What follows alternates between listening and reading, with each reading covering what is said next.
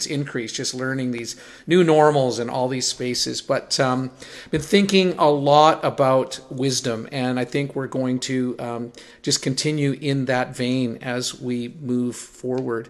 I was going to read to you a little bit of a snapshot out of a post that Anita and I did.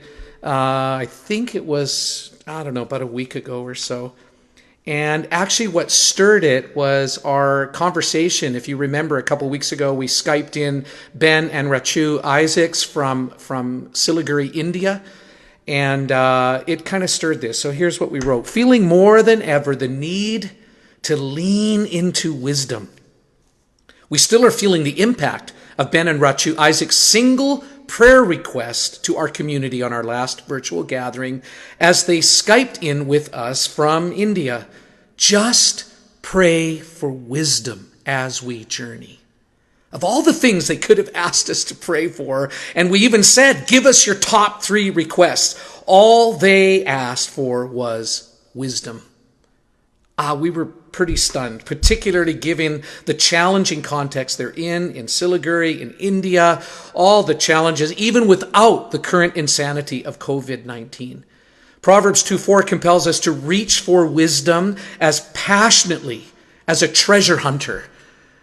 Some of the way I've been coping with this isolation is I've been catching up on Oakville Island, or is it Oak Island? Up in, I don't know, there's this great mystery. They think there's this treasure all hidden way under the soil, and they're, all these treasure hunters are there trying to find this treasure. Our pursuit of wisdom is supposed to be as intense as that.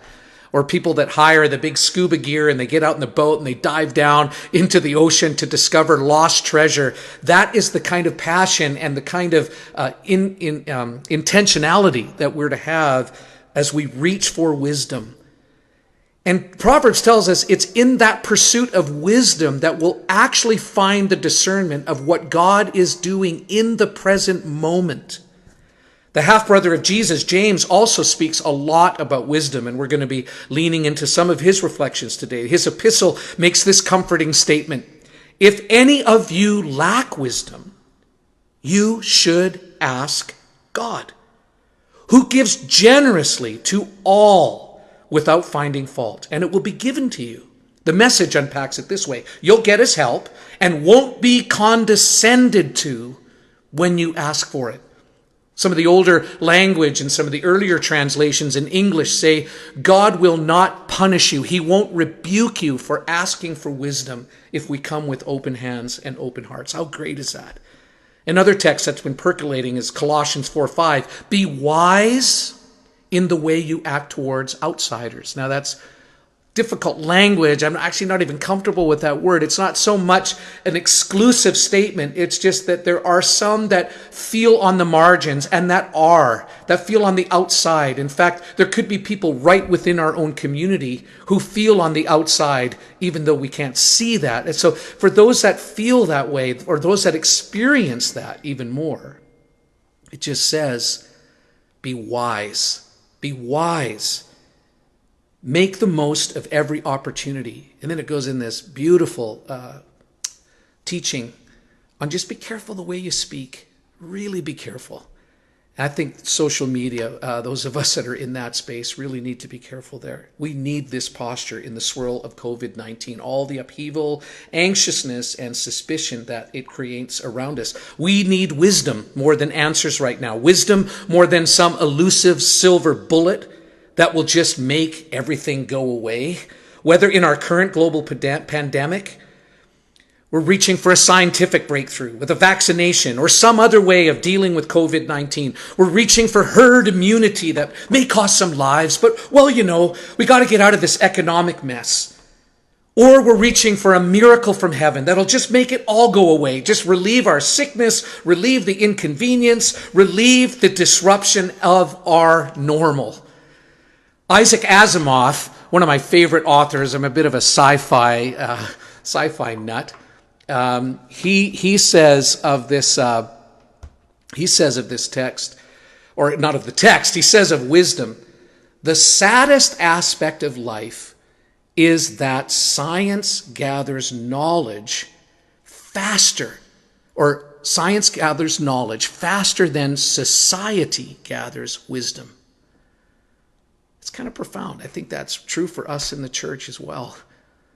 Of course, our faith's vibrant, expectant, knowing that God can intervene in extraordinary ways at any moment, and that this kingdom reality is always within our reach.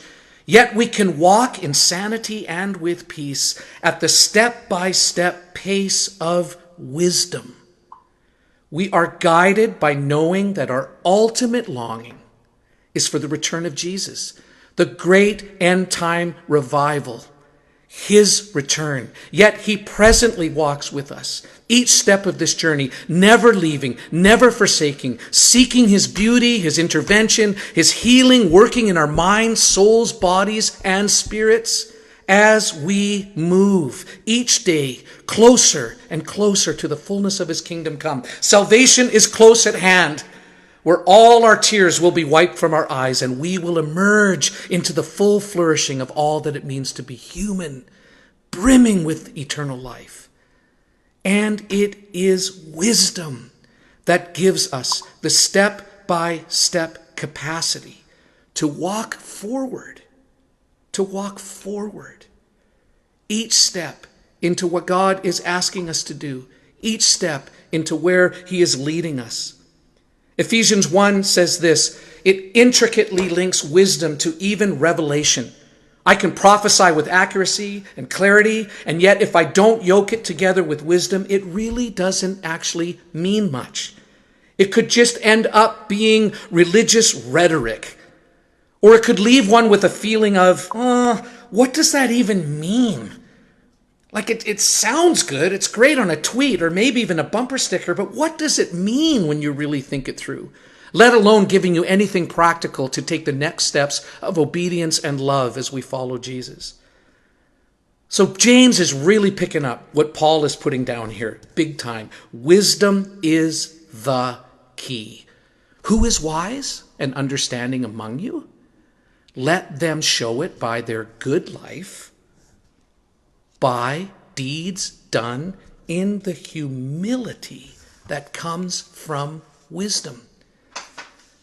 Now, James gives us a heads up here. There is a wisdom that actually can be counterintuitive. It can be counterwise. It comes from a place of animal cunning and devilish conniving. Whenever you're trying to look better than others or get the better of others, things fall apart and everyone ends up at the other's throats. Let's listen to this again in the Message translation. It's the way you live, not the way you talk, that counts. Mean-spirited ambition isn't wisdom. Boasting that you're wise isn't wisdom. Trying to sound awesome and truthful to make yourself sound wise isn't wisdom. It's the furthest thing from wisdom. It's animal cunning, devilish conniving. Whenever you're trying to look better than others or get the better of others, things fall apart and everyone ends up at the other's throat. I was hearing over and over before Palm Sunday, I know I've shared this before, but I just can't get it out of my heart, out of my head, just like a reel just going round and round and round in my mind. Pride goes before a fall. Pride goes before a fall. Pride goes before a fall. Pride will be our downfall as we try to navigate whatever our new normal will be, whatever it looks like from here on in. But humility will keep us leaning into wisdom as we journey from here. The word for wisdom here is prautos in the Greek. Perhaps it could be better translated as meekness. But that's a hard sell in not only the English language, but in the English attitudes, our English posturing, and yes, do I even dare say it, our English pride. Our white privilege, if you will. I know some of you just balk at that kind of terminology, but there is a hubris. There can be a pride that we carry, especially when we've been under such a canopy of blessing. We can't even see where we've lost the humility and the gentleness that it brings. It speaks of wisdom here as being an inwrought grace of the soul. Being, first of all, a meekness before God, it's also such in the face of men, even of evil men. It's associated with self-control. The meaning of prautos is not easily expressed in English, as I've said. It means, or we can think it means just being mild or weak. It must be clearly understood, therefore, that the meekness manifested by the Lord and commended to the believer is the fruit of power. The common assumption is that when a man is meek, it's because he can't help himself. But the Lord was meek because he had the infinite resources of God at his command. Described negatively, meekness is the opposite to self-assertiveness and self-interest. It is equanimity of spirit that is neither elated nor cast down, simply because it's not occupied with self at all. A good word to sum it all up is restraint, the ability to hold. A young millennial we were chatting with the other day, who actually lives in the Los Angeles area, said this about her generation trying to navigate this viral crisis. We just don't know the concept of restraint. We don't know how to hold back on what we want for ourselves for the sake of others. Then she said, we don't like being inconvenienced. Wow, that's quite an insight. There is a wisdom from above. And as we've already, this concept, it's not so much that heaven is up here and earth is down here. We're walking together towards a new heaven and a new earth. There is a place where the present rule and reign of God is very strong, and we call for his will in heaven to be done here on the earth. The Greek here is fascinating. It's from above, from the beginning. It actually means for a long time. It can actually be used to talk about from the upper country. It's sort of an interesting concept. It gets my imagination just fired and really thinking about the journey and the dynamic of it as we walk. Above also means the first principles. You know, we've been talking all morning about this thing of roots. It really takes us to an understanding of roots. But James also, again, lets us know that there is a wisdom that doesn't come from above. It doesn't come from a deep place. It doesn't come from the upper country. It's not attached to the long, ancient heart of God. The same yesterday, today, and forever. It actually says that it is earthly, unspiritual, even demonic. It's earthbound. It's profane. Unspiritual isn't so much sacred and secular. Let's not get down that rabbit hole. It's just that there's profanity about it. There's something profane. There's a psychic energy in it that relies solely on our own intuition and our own mind. It's actually a word that's used of animals, just pure raw animal instinct. We already read that in the Message translation. It says it's also demonic, devilish, evil. It's interesting that this root word for diabolical actually is used in several contexts. It means to bite, to snarl, to bite down on something, to wound with the teeth. Yesterday, Lance Barkman was showcasing a piece of art that talked about not being bound to the earth or bound to our thoughts or bound to our darkest instincts and our darkest leanings, but to be liberated and unbound. Yesterday, Vineyard Canada hosted a creative festival that went all day. Chris McQueen, our national catalyst over Vineyard Creative, was just brilliant, facilitating. There was artwork. There was Sarah Pitt was a genius in bringing forward her photography and paintings. Dean Sallin did a music video. Lance and Natalie were in it, but Lance also brought forward this painting. And I'd been thinking about the talk today. I thought, what am I going to call this? How do I describe what I'm feeling? And the phrase came to me, wisdom from the thin place. think that's what the text is saying about this. It's coming from above. It's coming from a thin place. And I was just thinking that. In fact, I just written it down on a little piece of paper. And then Lance started explaining the backstory on this painting. And he started talking about the liminal space. I haven't gone back and listened. I thought he said the thin space, but for sure, thin place, but for sure that's how it was impacted me. And I thought, oh my goodness, and what a glorious picture. He said then that it was, for him, it was like trying to convey the place of mystery. A place of the liminal space, the thin place, where you're unbound, not abandoning necessarily structure entirely, but living in the tension of it. This place of creativity and risk. And for me, at that moment, when I saw this painting, I thought, that's it. It's the thin place. The thin place. A shimmering space, which comes from above. The first principles.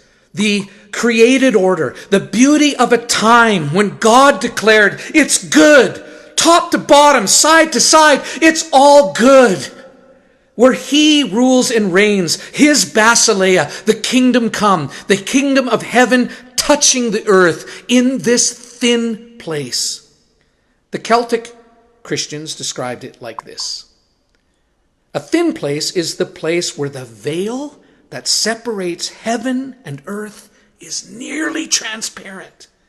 It's a place where we experience a deep sense of God's presence in our everyday world. Let's breathe the air of heaven. Drink it in. Let us be humble, meek, and wise in these times as we learn to navigate loss of work, economic upheaval, working from home, social distancing, homeschooling, the loss of our normal rhythms of play and family and friends and love. Our children and the elderly are thrust into phenomenal spaces of disorientation. What is our posture towards them? Rather than just an inconvenience. Anita was in the grocery store just a couple days ago, and they have all the little markers laid out where you can stand and arrows up and down the aisles. And there was an older man, an elderly man who, according to Anita, was obviously somewhat compromised in his health. He was actually leaning against his heart. And there was a woman in the lineup, and she just wanted to get going. She wanted her groceries. And she just kept crowding him and moving up on him. And finally, he just, with a deep sigh, was like, ma'am, they have these markers for a reason. Can you please just show some restraint and just be in your place? But she was not showing any restraint at all. She wanted to get her shopping done, and that was, in that moment, unwise. It was unwise. As we feel so many things, even the low-grade grief that we can't quite discern, but it's there. It's real. Any moment it could bubble to the surface, an unexpected emotion. Let's be wise today, tomorrow, each step. The wisdom from above is first pure, then reasonable,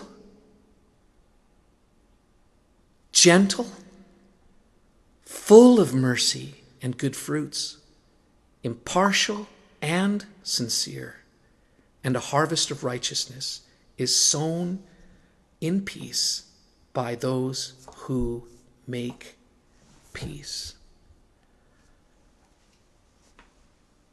Lord, we just ask that you'd grace us. Grace us with wisdom that is gentle, is kind, help us discern when we think we're hearing wise counsel or wise advice, especially in these vulnerable times, Lord, that you would grace us with the wisdom that comes from above. Let your kingdom come.